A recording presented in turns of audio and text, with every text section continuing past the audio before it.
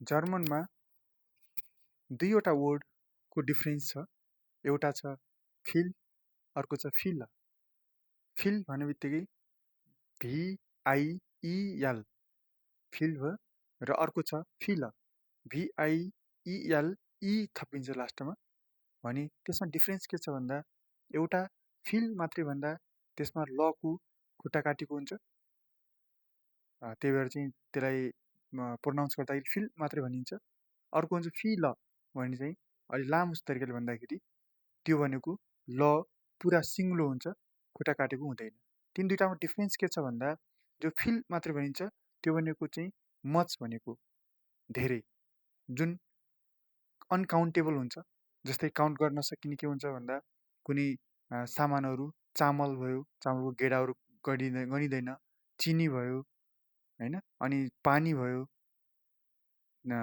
त्यस्तोलाई चाहिँ के भनिन्छ भन्दा फिल मात्रै भनिन्छ, त्यो भनेको चाहिँ मच भनेको हो। अनि अर्को हुन्छ फिल भनेर चाहिँ लास्टमा ई लागेको छ भने त्यसलाई मेनी भनिन्छ।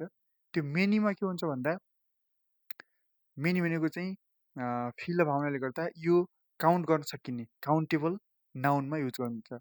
कतिजना उही फिल, कतिजना मान्छेहरू भन्दा उही फिल आफेल भनेपछि कतिवटा एप्पल जसलाई काउन्ट गर्न सकिन्छ, काउन्टेबल नाउनमा चाहिँ फिल भनेर चाहिँ लास्टमा ई लाग्छ भने अनकाउन्टेबल नाउन जसलाई गर्न सकिँदैन त्यसमा चाहिँ ओन्ली फिल मात्रै लाग्छ। दुवैको चाहिँ एन्सर हुन्छ, त्यसको चाहिँ मिनिङ हुन्छ कि धेरै भन्ने बुझिन्छ। तर धेरैमा चाहिँ एउटा काउन्टेबल हो, अर्को चाहिँ नन काउन्टेबल हो। Thank you.